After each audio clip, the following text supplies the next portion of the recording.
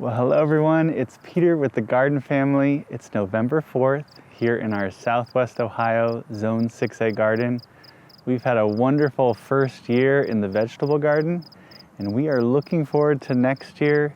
And one of the things we're doing is putting in an orchard.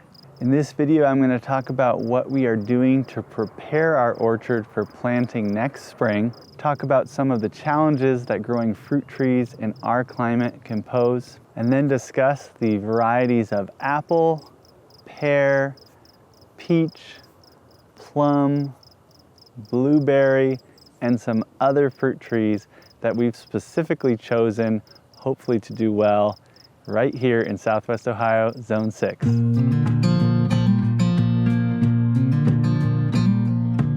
So before we get into how we prepared the orchard and what fruit tree varieties we decided to go with, I need to tell you a little bit about the growing conditions here in Southwest Ohio.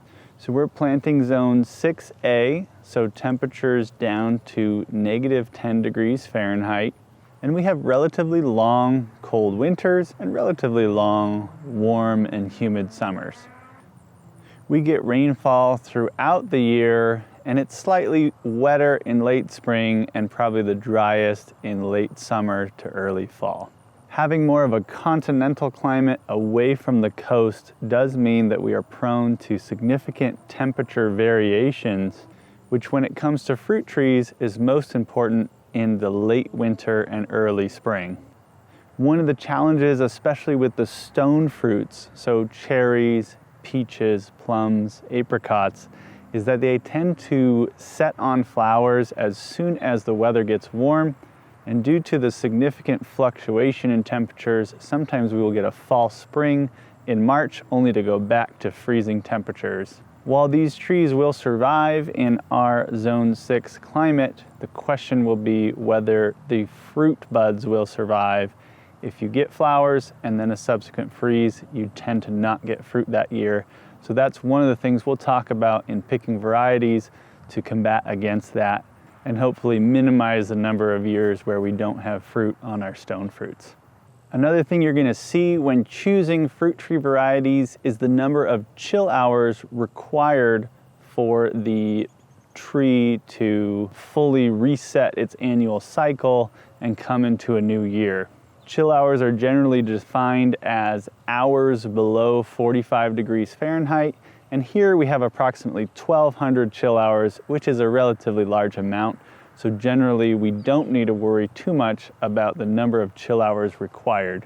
That being said, if you live in more southern states, you do want to look closely at the number of chill hours required and make sure the plants are compatible with your zone. Let's take a brief moment to discuss the basic necessities of an orchard. So the first thing you absolutely need to have is full sun.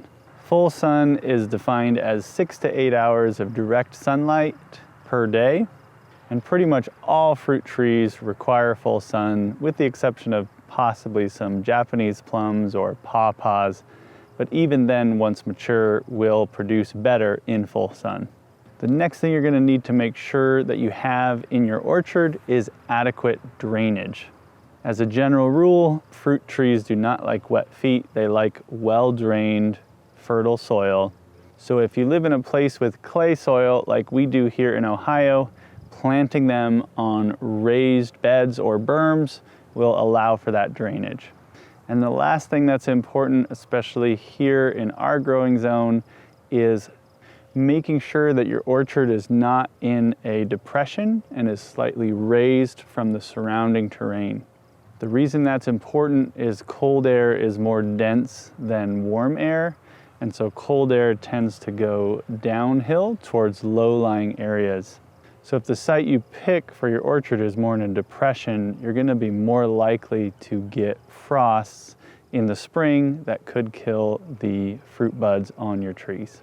So with that in mind, let me show you what we did to get everything set up for planting our orchard next spring here on our property.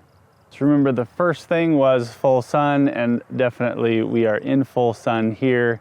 We chose to put the orchard within the confines of the vegetable garden right next to the house so that we could have easy access and be in the garden very easily all the time. And luckily for us, this area has full sun with significantly more than 8 hours of sunlight per day in the summer. As far as drainage, as we said, our soil is clay, and there's two things that help with the drainage of the site where we picked our orchard. One is it's slightly raised and on a very slight slope that goes down towards the pond to the south. And also every planting area for our fruit trees, here's one right here, is raised about 12 to 18 inches. I created a raised bed or a raised berm with native soil and 50% compost mixed together. So every fruit tree will be planted about 12 to 18 inches higher than the native ground clay soil. For drainage, we are up probably about 15 feet from the pond to the south. And there's also a slope behind me. As you can see, I went downhill about 5 feet this way. So the orchard slopes towards an old tennis court here, allowing good drainage and flow of cold air to settle down in these lower areas. Now for the beds themselves, like I just said, I've created these mounded beds about 18 inches above the native soil level with 50% compost, 50% native soil. And the spacing is at least 10 feet apart in any direction. When I laid out the area, I staked every location that I wanted the fruit trees to go, and I did an 8-foot diameter circle around the stake, made sure that none of them were overlapping. So we got about 30 yards of topsoil compost mix in order to make these raised beds or mounded beds. And there's about 70 yards of rough cut wood chips that I spread in a deep layer over this to keep the soil healthy over the winter and to get ready for planting in the spring. All right, now that we've talked about the layout and what we did to get it there, let's talk about how we picked our plants. So besides just being something that me and my family would love to eat, there were really three main criteria we used when choosing the fruit tree varieties that we chose.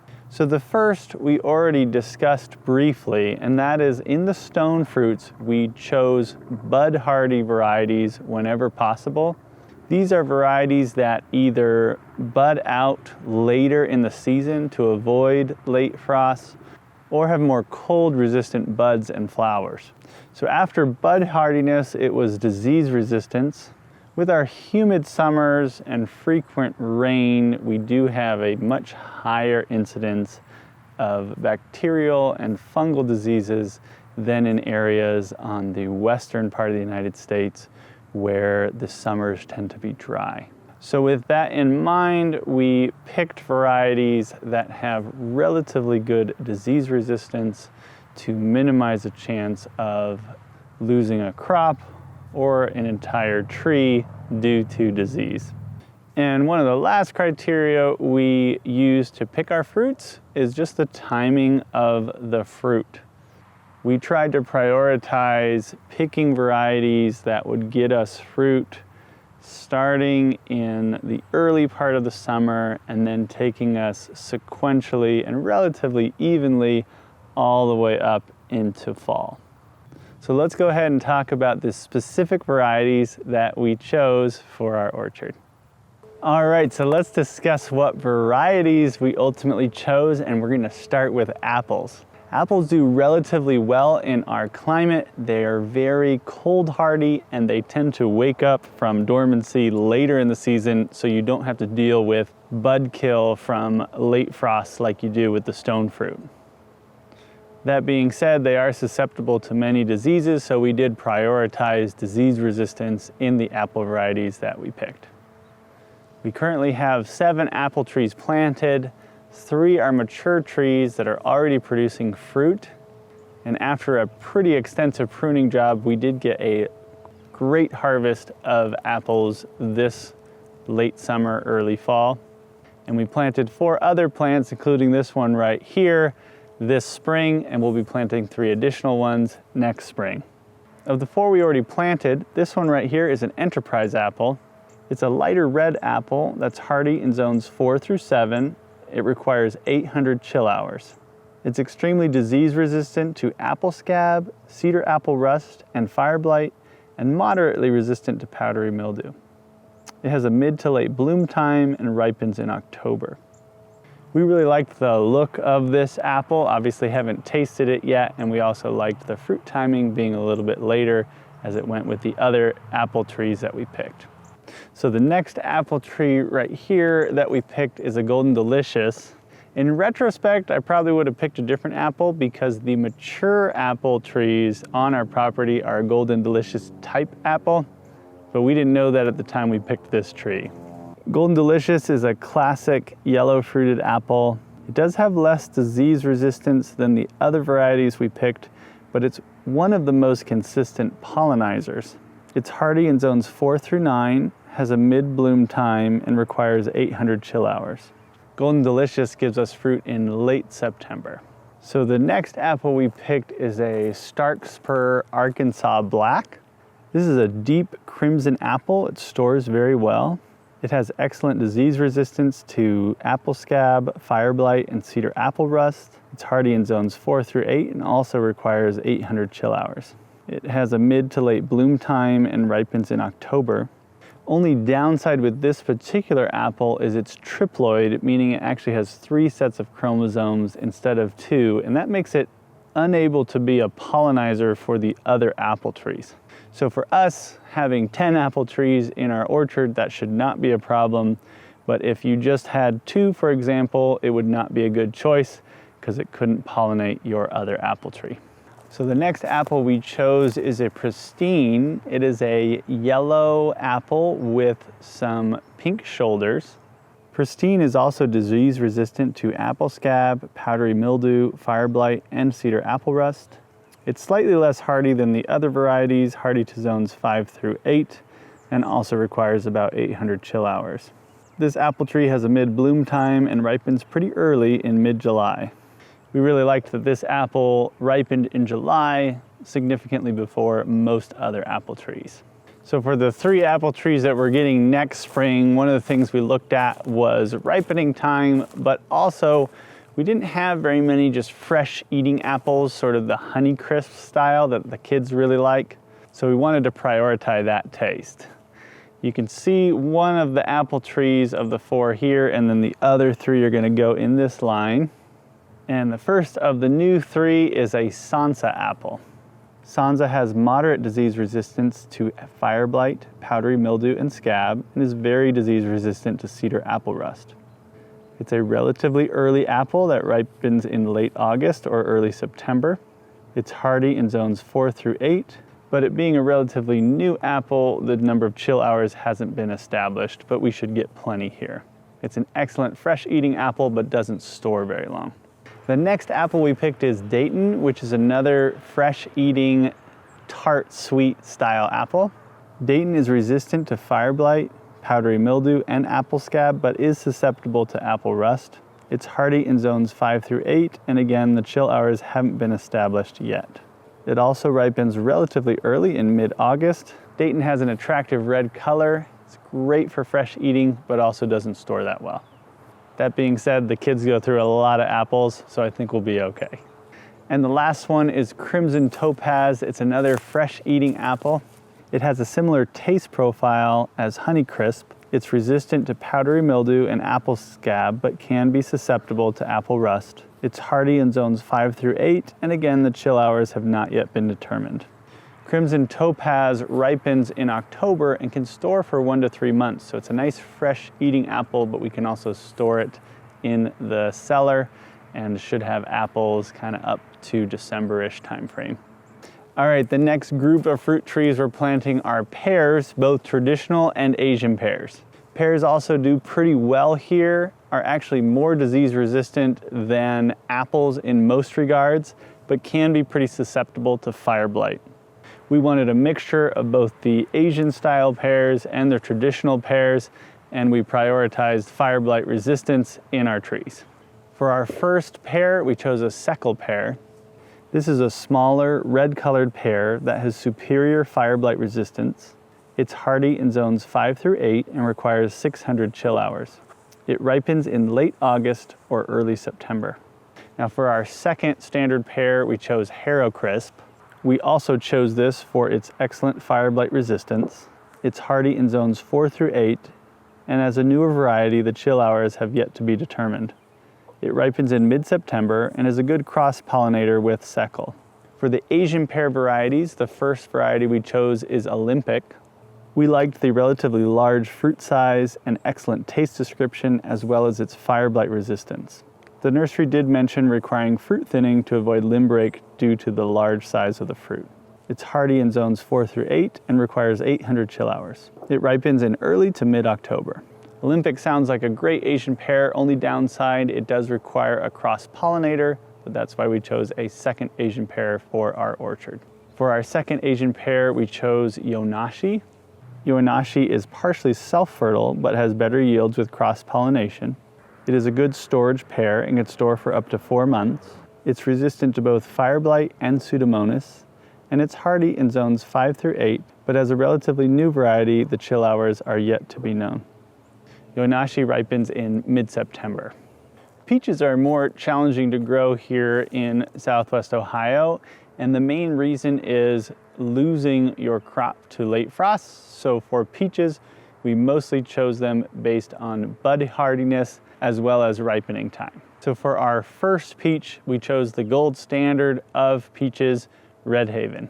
Red Haven is the most commonly grown commercial peach. It is resistant to bacterial spot, but is susceptible to leaf curl disease. It's very bud hardy with reliable crops. Red Haven is a self-fertile peach, so does not need a second tree for a pollinator and has a partially freestone pit. It's hardy in zones 4 through 8 and requires 800 chill hours. Red Haven ripens in early to mid-August. Red Haven is the gold standard of peaches. In fact, when you look at peaches, they're always going to say when they ripen in comparison to Red Haven. We really like that it's bud hardy, and hopefully we'll get a decent yield with it.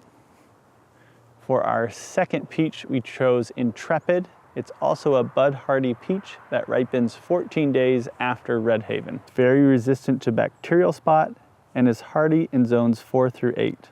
For those in more southern states of note, it does require a lot of chill hours at 1050. The main reason we chose Intrepid, we liked that the fruit came 14 days after Red Haven, and the description said it was even more bud hardy and comes out of dormancy later with all those chill hours, so hopefully even more resistant to our late spring frosts. Now for the third peach, we chose China Pearl, which is a white-fleshed peach in comparison to the two others, which are the yellow-fleshed peach. China Pearl is hardy to zones 4 through 8 and also requires a large amount of chill hours at 1100. It's resistant to bacterial spot and is on a nematode-resistant rootstock. China Pearl ripens about a month after Red Haven in early to mid-September. Now for plums, we are planting 4 different trees. 2 are the more European style and 2 are Japanese plums. For the European style plums, they are much easier to grow here, and the first one we chose is Stanley. Stanley is the gold standard for European plums. It's a self-fertile, hardy tree and is late blooming, avoiding late frosts. It has a blue skin color and yellow flesh. It's hardy in zones 4 through 8 and requires 800 chill hours. Stanley is resistant to bacterial spot, but is susceptible to black knot. Stanley ripens in early September. The next of the more easy plum tree varieties to grow in our climate is Methley. Methley is a naturally low-growing, open-spreading tree that is self-fertile and can pollinate both Asian and European varieties. Methley's hardy in zones 4 through 8 and ripens early in mid-July. It is both black rot and brown rot resistant. Now for the Japanese style plums, these are more difficult to grow in our climate because they tend to flower and bud earlier in the season and are susceptible to late frosts. The first one we chose is an AU Rosa. This is a Santa Rosa style plum that's bred for resistance to the more humid climates east of the Mississippi. It's a Japanese style plum with red skin and yellow flesh. It's hardy in zones 5 through 8 and requires 750 chill hours. It's self-fertile and is resistant to bacterial canker, bacterial spot, black knot, and brown rot. It ripens the end of August. We chose the AU Rosa plum because we actually grew a Santa Rosa plum back in California where they grow very well. We love the taste of it. It's also a good pollinizer for the next plum tree that we're growing, the Shiro plum. Shiro is a yellow, early season Japanese plum that has an early bloom time, so it's a good cross-pollinator for the AU Rosa plum. Shiro is hardy in zones 5 through 8 and requires 500 chill hours. It's a very early ripening plum, ripening mid-July. It is resistant to black knot, but susceptible to brown rot and blossom blight. We know the Japanese style plums are a little bit of a gamble and likely we will not get fruit some years, but of course we're not a commercial operation. They're still beautiful trees that should do okay in our climate. It's just going to be questionable whether we get fruit on them depending on late frosts. Down here, more towards our old apple trees, we have another bed against the west side of the house that we are going to plant an apricot and a pluot tree. Now, even more so than the plums, the apricot especially is susceptible to bloom kill due to late frost because they tend to flower very readily as soon as there's a warm day in March. But just like the Japanese style plums, we know we might not get fruit every year, but we're up for the challenge. I also have some idea of building a protective temporary greenhouse coming off the side of the house in the future if we never get any fruit, but we are doing okay with the tree otherwise. For the apricot variety, we chose Harrow Star. The Harrow line of apricots all start with HAR and were developed in Canada and are more cold resistant than most apricots. Apricots, like Asian plums and their hybrids, tend to bloom even earlier than peaches, making crop loss to late frost common in our area. So we chose a variety that hopefully will minimize that risk. Harrow Star apricot is disease resistant to bacterial spot, brown rot, and skin cracking. It requires more chill hours than normal apricots at around 700. It ripens around July 30th and is self-fertile, although yields will generally increase with a pollinizer. Next to the apricot, we're planting a plum apricot hybrid called a pluot, and we chose Dapple Dandy. In our research, Dapple Dandy was noted to be the most reliable in colder locations with false springs. It's hardy to zones 5 through 10 and requires 400 to 500 chill hours. As the name suggests, it has a dappled green, yellow, red skin, a red to pink flesh, and is excellent eaten fresh. It does require a pollinator, for which we'll use our AU Rosa or Methley plums. Just like the Japanese style plums, these are not going to be reliable fruit producers, but we really wanted the challenge to see what we could grow here in Southwest Ohio. We are going to grow 3 cherry trees as well, 2 sweet cherries and 1 tart cherry. Tart cherries are a little bit easier to grow here, and we chose Meteor as our tart cherry tree. Meteor is a red tart cherry that is great in pies and sauces. It's a vigorous but naturally dwarfing tree. It's resistant to leaf spot and brown rot and has late blooms that tend to avoid late frosts. Meteor is fully self-fertile, so no additional tart cherry is needed. It's incredibly cold hardy, growing in zones 3 through 8 and requires 800 chill hours. Meteor ripens in mid-July, just in time to make some cherry pie in the middle of summer. For our sweet cherries, also a very difficult tree to grow in our climate, we chose 2 that have relatively good profiles to resist some of the problems we can have here, and we also chose them on Gisela 5 rootstock, which is slightly more tolerant of clay-type soil. For our first sweet cherry, we chose White Gold. White Gold is a yellow cherry that's self-fertile and has excellent disease resistance. It's hardy to zones 4 through 7. Chill hours have not yet been determined, and it ripens around the end of June. For our second sweet cherry, we chose Lapins. Lapins is a dark red fruit that originated from Canada. It has good overall disease resistance and crack resistance, and was noted to do well with spring frosts. It's self-fertile and ripens in July. I should also note that I intentionally planted the cherry trees here right on this slope to allow for excellent drainage. Cherries are prone to cracking, similar to tomatoes when they get ripe and you have a lot of rainfall. So they tend to do better in areas without summer rain, but we're going to do our best and see how we do here in Ohio. We're also going to grow 2 persimmon trees. One is an astringent persimmon and the other is non-astringent. For the astringent persimmon, we are going to grow a Nikita's Gift. Nikita's Gift is a self-fertile hybrid of an Asian and American persimmon developed in Ukraine. It is an astringent variety, meaning you have to wait until it's soft to eat. It's an attractive, naturally small tree that's hardy to zones 5 through 6, but can be susceptible to cold damage when small. Nikita's Gift ripens in late October, and we grew them at our old property and had really good success with them. Beautiful little tree that was relatively precocious. We got a lot of fruit, I think the 2nd or 3rd year. For our non-astringent variety, we are growing an Ichikikejiro persimmon. Non-astringent persimmons are less cold hardy than their astringent cousins, and this was the most cold hardy non-astringent variety we could find. It's hardy to zones 6A/6B. We are just on the cusp of the hardiness zone, so we are planting this against the southern wall of our garage in a slightly warmer microclimate. As a non-astringent variety, Ichikikejiro can be eaten when crisp, similar to an apple.